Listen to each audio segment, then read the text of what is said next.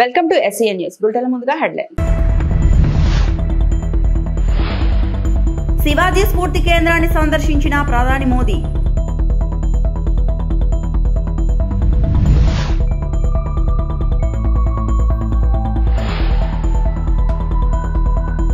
Super savings ప్రారంభం మాత్రమే, రాబోయే రోజుల్లో మరిన్ని సీఎం చంద్రబాబు.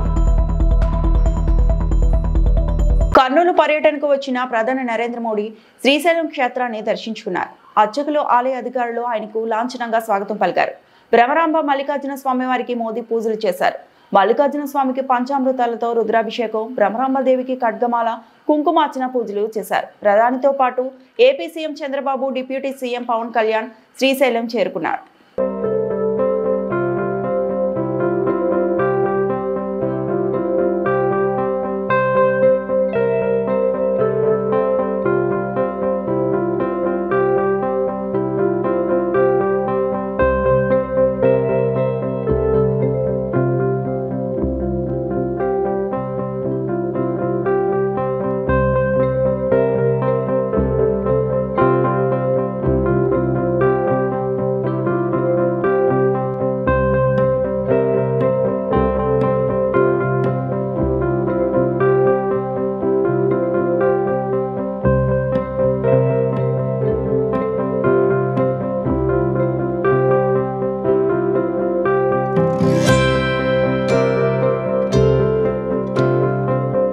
కర్నూలు పర్యటనలో ఉన్న ప్రధాని నరేంద్ర మోడీ శ్రీశైలంలో శివాజీ స్ఫూర్తి కేంద్రాన్ని సందర్శించారు. రాజదర్బార్ గోడలపై ఛత్రపతి శివాజీ జీవిత చరిత్రను తెలిపే శిల్పాలను ఆసక్తిగా పరిశీలించారు. అక్కడ శివాజీ విగ్రహం వద్ద నమస్కరించారు. శివాజీ దర్బార్ హాల్, ధ్యాన మందిరాలను పరిశీలించారు. ధ్యాన ముద్రలో ఉన్న శివాజీ, అమ్మవారి విగ్రహాలను దర్శించుకున్నారు. అమ్మవారి విగ్రహానికి భక్తి శ్రద్ధలతో పుష్పాలను సమర్పించారు. ప్రధానితో పాటు AP CM Chandrababu, deputy CM Pawan Kalyan Shivaji స్ఫూర్తి కేంద్రానికి వెళ్లారు. ఈ కేంద్రం నిర్వహణ బాగుందని ట్రస్ట్ నిర్వాహకులను ప్రధాని మోదీ అభినందించారు. निडरता और बलिदान को सबसे ऊपर कैसे रखकर देश हित में काम किया जाता है, इसका सबसे बड़ा पर्याय अगर कोई है तो वो छत्रपति शिवाजी है. श्री शिवाजी स्फूर्ति केंद्र में मौजूद है एक ध्यान मंदिर. यहाँ पर भी प्रधानमंत्री पहुँचे. आप देख सकते हैं तस्वीरें. ध्यान मंदिर में प्रतापगढ़, राजगढ़, रायगढ़ और शिवनेरी जो किले हैं उनके मॉडल्स मौजूद हैं. केंद्र में छत्रपति शिवाजी महाराज की ध्यान मुद्रा में एक प्रतिमा भी स्थापित है. विजय ध्वज पताका लहराती हुई यहाँ नजर आ रही है और छत्रपति शिवाजी महाराज को यहाँ नमन करते हुए नजर आए प्रधानमंत्री. और ये तस्वीरें हमारे इतिहास को जीवंत करती हैं, हमारे इतिहास को युवाओं से जोड़कर ये बताती हैं कि बहुत कई बलिदानों के बाद गुमनाम ऐसे कई नायक रहे जिन्होंने अपने प्राणों को न्यौछावर किया माँ भारती की रक्षा के लिए. और उसमें कूट कूट कर भरी हुई थी राष्ट्र भावना, देशभक्ति, देश प्रीति, जिसकी वजह से आज हम सब आप स्वतंत्र हवा में सांस ले पा रहे हैं. और जिन किलों के मॉडल यहाँ मौजूद हैं, किसी ज़माने में ये अंग्रेज़ों के अधीन थे, लेकिन किस तरह अपने अदम्य साहस, शौर्य का परचम लहराते हुए छत्रपति शिवाजी ने इन्हें आज़ाद कराया. और यहाँ ध्यान मुद्रा में भी उनकी एक प्रतिमा मौजूद है और इस प्रतिमा पर भी पुष्पांजलि अर्पित करते नजर आए प्रधानमंत्री नरेंद्र मोदी. स्फूर्ति केंद्र जहां राष्ट्रभक्ति के साथ साथ कैसे మన అందరి భవిష్యత్తు కాపాడే నాయకుడు ప్రధానమంత్రి నరేంద్ర మోడీ అని ఏపీ సీఎం చంద్రబాబు అన్నారు. కర్నూలు శివారులో నన్నూరు వద్ద సూపర్ జీఎస్టీ సూపర్ సేవింగ్స్ పేరుతో ఏర్పాటు చేసిన బహిరంగ సభకు ప్రధానమంత్రి Narendra Modi, governor justice Abdul Nazeer, deputy CM Pawan Kalyan, Nara Lokesh తదితరులు హాజరయ్యారు. ఈ సందర్భంగా సీఎం మాట్లాడుతూ జీఎస్టీ సంస్కరణలతో ప్రజలందరూ లాభం పొందారన్నారు. జీఎస్టీ నెక్స్ట్ జనరేషన్ రిఫార్మ్స్ ఈ రోజు మీకు ఇచ్చినటువంటి లాభం సూపర్ సేవింగ్, ఇది ప్రారంభం మాత్రమే. రాబోయే రోజుల్లో ఇలాంటి లాభాలు ఇంకా ఎక్కువ మీరు చూడబోతున్నాం, మనందరం చూడబోతున్నాం. దానికి ఆ ప్రధానమంత్రి నరేంద్ర మోడీ గారు ఇక్కడికి రావడం మనందరికీ శాశ్వతంగా గుర్తుంటుంది. On behalf of people of AP, I thank Modi ji for the GST reforms. Again గట్టిగా మీరు చెప్పాలి ఇది మా అందరికి న్యాయం జరిగిందని. I also congratulate him on his remarkable journey of 25 years tenure at the helm of public service as Chief Minister and Prime Minister. Modi ji is a unique leader serving the nation with utmost dedication. I don't have any doubt 21st century belongs to Modi ji. He is the right leader, right place in right time. Bheemili నియోజకవర్గం ఎండడ YSRCP party కార్యాలయంలో ఉమ్మడి విజయనగరం జిల్లా పరిషత్ chairperson, YSRCP జిల్లా అధ్యక్షులు మరియు భీమిలి వైఎస్ఆర్సీపీ సమన్వయకర్త మజ్జి శ్రీనివాసరావు అధ్యక్షతన 5678 wards మరియు భీమిలి నియోజకవర్గం వైఎస్ఆర్సీపీ విస్తృత స్థాయి సమావేశం ఏర్పాటు చేయడం జరిగింది. ఈ సందర్భంగా మజ్జి శ్రీనివాస్ మాట్లాడుతూ కోటి సంతకాల సేకరణ విజయవంతం చేయాలని కార్యకర్తలకు పిలుపునిచ్చారు. రాష్ట్రంలో కూటమి ప్రభుత్వానికి దాచుకోవడం తప్ప ప్రజా పాలన లేదు అని ఆయన మండిపడ్డారు. అంతేకాకుండా రాష్ట్రంలో పేదవాడికి విద్య, వైద్య అందుబాటులో లేదు అని ఆయన ఆవేదన వ్యక్తం చేశారు. ఈ కార్యక్రమంలో సీనియర్ నాయకులు, మహిళా మరియు మండల పార్టీ అధ్యక్షులు, వార్డు అధ్యక్షులు, రాష్ట్ర, జిల్లా, అసెంబ్లీ, మండల వార్డు, వివిధ అనుబంధ సంఘాల నాయకులు, సర్పంచ్లు, ఎంపీటీసీలు, అనుబంధ సంఘాల కార్యకర్తలు, నాయకులు తదితరులు పాల్గొన్నారు. 28 కళాశాలలు చేయాలి అని ఒక బృహత్తరమైన ఆలోచన ఈ దేశంలో ఎవరు ఆలోచించిన విధంగా చేసిన ఆలోచన. ఆయన ఒక్కొక్క కాలేజీకి 500 కోట్ల రూపాయలు శాంక్షన్ చేసి సుమారుగా ఒక 2500 కోట్ల నుంచి దాదాపుగా 3000 కోట్ల రూపాయల వరకు ఖర్చు పెట్టారు. దాని మీద అందులో 5 కళాశాలలు పూర్తయ్యి ఇప్పుడు థర్డ్ ఇయర్ అడ్మిషన్స్ కూడా అవుతాయి. ఎగ్జాంపుల్గా విజయనగరం ప్రభుత్వ వైద్య కళాశాల ఉందంటే ఆల్రెడీ థర్డ్ ఇయర్ అడ్మిషన్స్ వచ్చాయి. మనం ఆల్రెడీ ఇంకొక 2 వైద్య కళాశాలలు పూర్తి చేసుకున్నాం. ఒకటి పులివందల, 2 పాలేరు, మన మంజం జిల్లాలోని పాలేరు. ఇంకా 10 కళాశాలలు వివిధ దశల్లో మనం ఎన్నికలయ్యే నాటికి ఉన్నాయి. దానికి సంబంధించి అందుకే మీకు పాంప్లెట్ రూపంలో మీకు ఒక ఈ 17 మెడికల్ కళాశాలలు ఏ స్థితిలో ఉన్నాయని చెప్పి ఒక ఫొటోస్ కూడా వేసి ఇవ్వడం జరిగింది మనకి ప్రతి ఒక్కరికి. అయితే ఈ ప్రభుత్వం ఏం చేసింది? ప్రైవేటైజేషన్ చేసేయాలి, మరి ప్రభుత్వ వైద్యం వద్దు, ప్రభుత్వ విద్య వద్దు, వైద్య విద్య వద్దు, దీన్ని కూడా ప్రైవేటైజేషన్ చేసేద్దాం అని వారు ఎప్పటిలాగే వారి ఆలోచన. ఎందుకంటే వారి ఆలోచన నేను చెప్పారు, ఈ ప్రభుత్వమే ఒక ప్రైవేటైజేషన్ ప్రభుత్వంలో తయారైంది. అంటే ఒక ప్రజాప్రభుత్వం, ప్రజలతో ఎన్నుకోబడిన ప్రభుత్వం, ప్రజలకు ఏం చేయాలి, ఏది చేస్తే మంచి జరుగుతుంది, ఆ ప్రజల తాలూకు హక్కులు ఏంటని ఆలోచన చేయకుండా సింపుల్ గా వారు ప్రతి దాన్ని కూడా ఆలోచన చేస్తుంది ప్రైవేట్ పరం. శ్రీకాళహస్తీశ్వర దేవస్థాన ఆలయంలో శ్రీ కన్నా లక్ష్మీనారాయణ ఎమ్మెల్యే సత్తెనపల్లి వారు గురువారం శ్రీకాళహస్తీశ్వర స్వామి వారి దర్శనానికి విచ్చేసి ఉన్నారు. ఆలయ అధికారులు వారిని సాదరంగా ఆహ్వానించి వారికి అంతరాలయ దర్శనము ఏర్పాటు చేసి స్వామివారిని దర్శించుకున్నారు. వేద ఆశీర్వచనం ఏర్పాటు చేశారు. సదరు కార్యక్రమంలో deputy EO NR Krishna Reddy, protocol AEO Mohan, పర్యవేక్షకులు Nagabhushanam, temple inspector Sudarshan, APRO Ravi, Srikalahasti BJP state ఉపాధ్యక్షులు కోల ఆనంద్ పాల్గొన్నారు.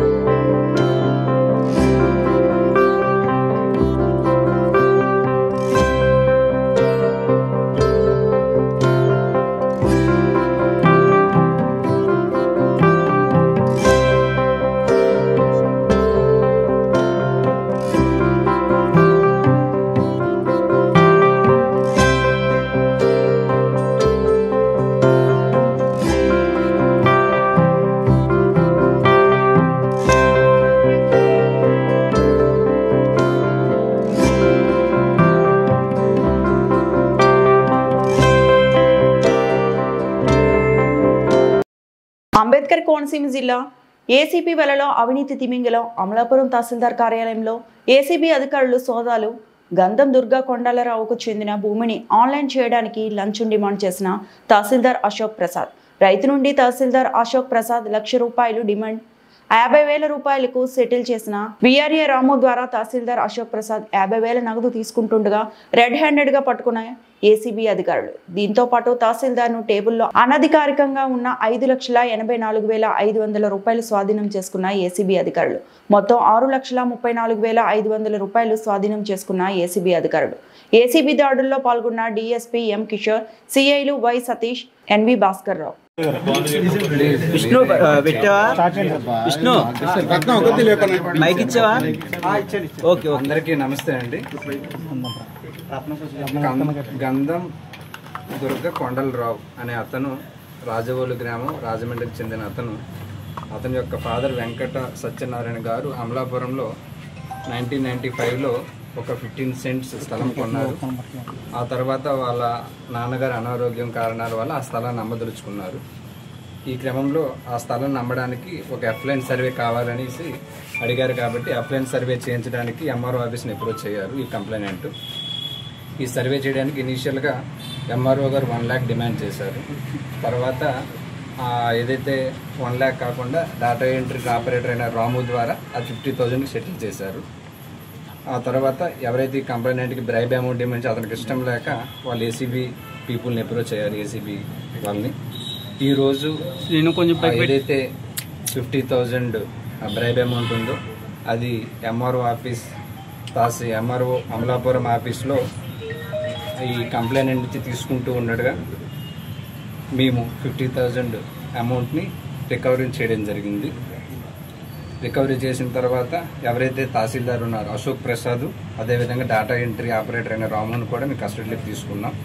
ఈ 50,000 అమౌంట్తో పాటు అన్అకౌంటెడ్ క్యాష్ 5,88,500 కూడా మేము ఎంఆర్ఓ ఆఫీస్ నుంచి రికవరీ చేశాము.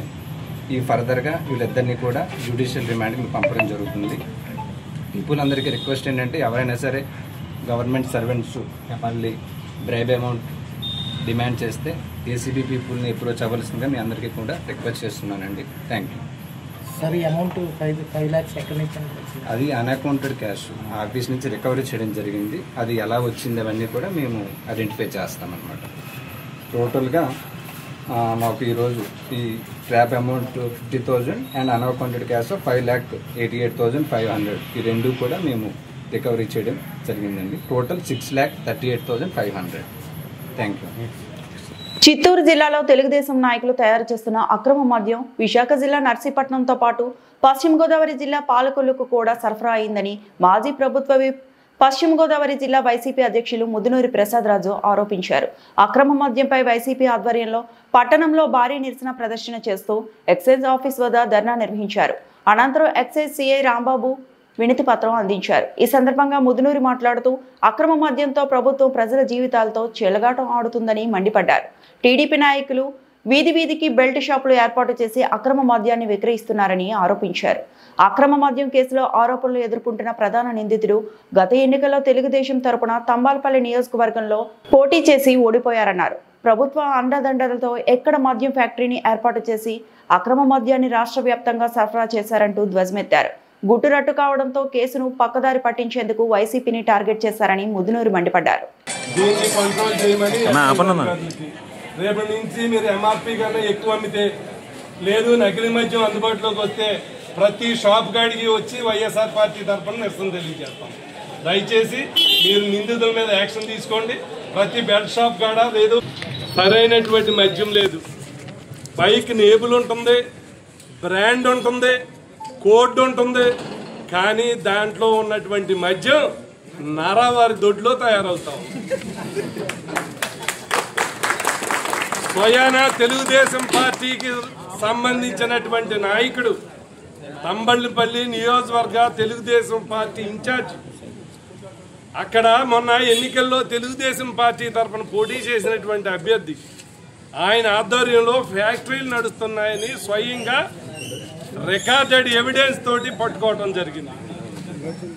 ఆయన సరఫరా చేస్తున్నటువంటి నకిలీ మద్యం నర్సీపట్నంలో కనిపించింది, పాలకొల్లులో కనిపించింది, రాష్ట్ర వ్యాప్తంగా ఎక్కడికి వెళ్ళినా నకిలీ మద్యం కనిపిస్తూ ఉంది. దీని మీద మాట్లాడుతూ ఉన్నారు. ఏం అడిగితే ప్రశ్నిస్తే వారందరూ కూడా తయారు చేసేది వైఎస్ఆర్సీపీ కోవర్ట్లట చెప్పేటువంటి సమాధానం. మరి ఇవాళ ప్రజల ప్రాణాలతోటి ప్రభుత్వం చెలగాటమాడుతూ ఉంది. నీళ్లు లేవేమో అందుబాటులో లేవు, కానీ మద్యం షాపులను అందుబాటులోకి తీసుకొచ్చారు, బెల్ట్ షాపులను అందుబాటులోకి తీసుకొచ్చారు. వీధి వీధి తెలుగుదేశం. మరి ఈ రోజున ఈ కల్తీ మద్యాన్ని మరి ఈ పోలీసు వారికి, ఎక్సైజ్ వారికి కళ్ళు కనిపించడం లేదా అని అడుగుతున్నాం, ప్రశ్నిస్తూ ఉన్నాం. లేదు, హాస్పిటల్ పాలయ్యేటువంటి మద్యాన్ని మీరు అమ్ముతూ ఉన్నారు. ఇక్కడ రాష్ట్ర వ్యాప్తంగా ఈ రోజున వైఎస్ఆర్ పార్టీ తరఫున మేము ప్రశ్నిస్తూ ఉన్నాం. ఇలా రెడ్ హ్యాండెడ్గా పట్టుకున్నటువంటి వారిని ఇంతవరకు ఎవరిని కూడా అరెస్ట్ చేయలేదు. దీని మీద తక్షణమే మీరు ఏం చెప్తూ ఉన్నారు? వైఎస్ఆర్ పార్టీ నాయకులు ఇన్వాల్వ్మెంట్ ఉందని అంటూ ఉన్నారు. రాష్ట్ర వ్యాప్తంగా మేము డిమాండ్ చేస్తూ ఉన్నాం, సిబిఐ ఎంక్వైరీ చేయండి. ఎవరు దోషులు, దీన్ని ఎవరు తయారు చేస్తూ ఉన్నారు, ప్రజల ప్రాణాలతోటి ఎవరు చెలగాటమాడుతూ ఉన్నారు, వారిని తక్షణమే అరెస్ట్ చేసి మరి ప్రభుత్వం చర్యలు తీసుకోవాలని వైఎస్ఆర్ పార్టీ తరఫున మేము పోరాడుతూ ఉన్నాం. మద్యం నమ్ముతూ ఉన్నారు. ఎవరు సిండికేట్లో ఇక్కడ తెలియని వారు ఎవరో లేరు. రాష్ట్ర వ్యాప్తంగా ఏ ఏ కంపెనీల్లో తయారవుతున్నాయి, ఏ బ్రాండ్లు అమ్ముతూ ఉన్నారు, నిన్నటిదాకా విమర్శించినటువంటి ప్రజలు చైతన్యవంతులు అవ్వాలి. ఇవాళ తాగేటువంటి మద్యం వల్ల అనారోగ్యం పాడుపడి ఇవాళ వైఎస్ఆర్ పార్టీ తరఫున తీవ్రంగా ఖండిస్తూ ఉన్నాం. మహిళలందరూ కూడా చైతన్యవంతులు అవ్వాలి. ఈ రోజున పార్టీ పరంగా మేము ఎక్సైజ్ ఆఫీస్కి వచ్చి వినయపూర్వకంగా ఎక్సైజ్ వారిని కోరుతూ ఉన్నాం, రిప్రజెంటేషన్ ఇస్తూ ఉన్నాం. ఈ నకిలీ మద్యాన్ని అరికట్టండి. ప్రజల ప్రాణాలతోటి చెలగాడు మాటొద్దు. మీరు ప్రభుత్వ పరంగా చర్యలు తీసుకోండి. చట్టపరంగా ఎవరైతే ఈ మద్యం తయారు చేస్తూ ఉన్నారో, దళారీలు ఉన్నారో, దీన్ని సిండికేట్లుగా ఏర్పడి దీన్ని ఇక్కడ ఉన్నటువంటి ఆధ్వర్యంలో, ప్రజా ప్రతినిధుల ఆధ్వర్యంలో జరిగేటువంటి పరిస్థితి కాకుండా ప్రజల యొక్క మన్నలో గెలుపొందినటువంటి మీరు మంచి పేరు మీరే తెచ్చుకోవాలా. గతంలో జగన్మోహన్ రెడ్డి గారిని విమర్శించేట్టు మీరు మంచి పరిపాలన చేయండి అని మేమే కోరుకుంటూ ఉన్నాం. కానీ మీరు చూస్తే ఈ రోజున ఇలాంటి దుశ్చర్యలకు పాల్పడినటువంటి విధానాలకు నిరసనగా వైఎస్ఆర్ పార్టీ తీవ్రంగా దీన్ని ఖండిస్తూ, దీన్ని మేము ఎవరైతే దోషులు ఉన్నారో, ఎవరైతే ఈ నకిలీ మద్యాన్ని తయారు చేస్తూ ఉన్నారో వెంటనే అరెస్ట్ చేసి వాళ్ళని యాక్షన్ తీసుకోవాలని, దీని మీద సిబిఐ ఎంక్వైరీ చేసి తక్షణమే రాష్ట్రంలో ఎక్కడా కూడా ఎవరికైనా అందుబాటులో ఉంటే ఇలాంటి నకిలీ మద్యం కాకుండా మంచి ఉద్దేశంతో మీరు ఈ షాపులు నడపాలని మేము. తాడిపత్రికి వచ్చిన జిల్లా కలెక్టర్ ను తాడిపత్రి R&B బంగ్లాలో తాడిపత్రి ఎమ్మెల్యే జేసీ అశ్మిత్ రెడ్డి మర్యాదపూర్వకంగా కలిశారు. ఈ సందర్భంగా కలెక్టర్ తో మాట్లాడుతూ NH 544D రోడ్డుకి సంబంధించి ముచ్చుకోట, ఎర్రగుంటపల్లి, బుగ్గపులి, పొద్దుటూరు గ్రామాల్లో ఉన్న సమస్యలను కలెక్టర్ దృష్టికి తీసుకెళ్లారు. ల్యాండ్ యాక్వేషన్ కు సంబంధించి స్పెషల్ ఆఫీసర్ ని వేసి తొందరగా సమస్యలు పరిష్కరించాలని జేసీ అశ్మిత్ రెడ్డి కలెక్టర్ ఆనంద్ ని కోరారు. ఈ సందర్భంగా త్వరలోనే స్పెషల్ ఆఫీసర్ ను నియమించి సమస్యను పరిష్కరిస్తారని కలెక్టర్ తెలిపారు.